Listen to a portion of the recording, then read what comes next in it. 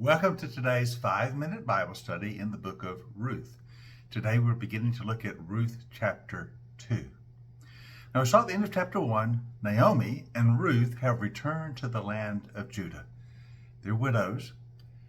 They're hoping to find a way to make a living back in Judah. Now as chapter 2 begins, we're introduced to another character in the story, a man by the name of Boaz. Notice how chapter 2 begins. Now Naomi had a relative on her husband's side, a man of standing from the clan of Elimelech. His name was Boaz. Now, if you're reading the story for the first time, you might wonder, who is this Boaz and why is he introduced here? He is going to become a major part of the story. For you see, Boaz is the Redeemer. He is going to step forward as the Redeemer of Ruth and of Naomi. I've told you before, I've hinted at it, that the story of Ruth really is all about redemption. And Boaz is the one who will be the Redeemer in this story. So he's introduced here. And then he goes on to tell us, now Ruth the Moabite said to Naomi, let me go to the fields and pick up the leftover grain behind anyone in whose eyes I might find favor. Remember we saw it's the beginning of the barley harvest when they return home. So Ruth says, let me go to the fields and go behind the harvesters to pick up any leftover grain. And Naomi said to her, go ahead, my daughter. So she went out and she entered a field and she began to glean behind the harvesters. As it turned out, she was working in a field that belonged to Boaz, who was from the clan of Elimelech. So Ruth goes out to glean in the fields. Behind the harvesters is the barley harvest.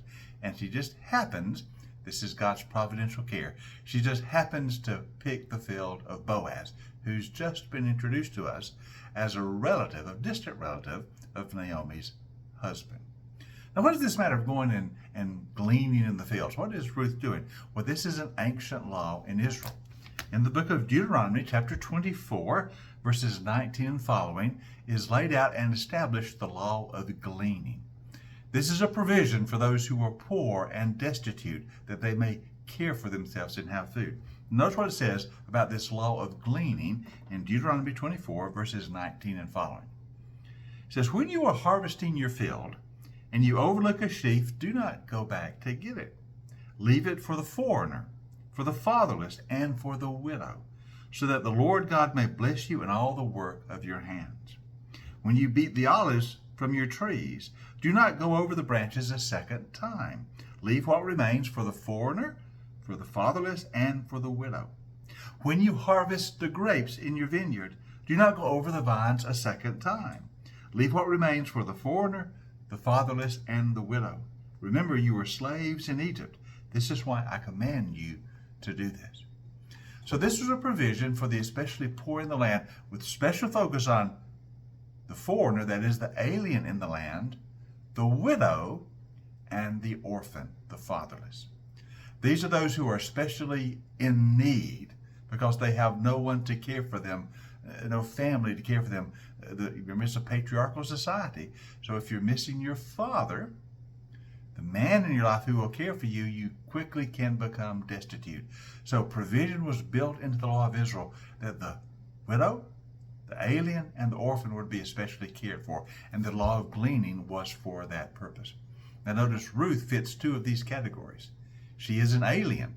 She is a foreigner. She is a Moabite. Now she's connected with Naomi, and she's allied herself with Naomi and Naomi's people, but still she is a Moabite. She is a foreigner, and she is a widow.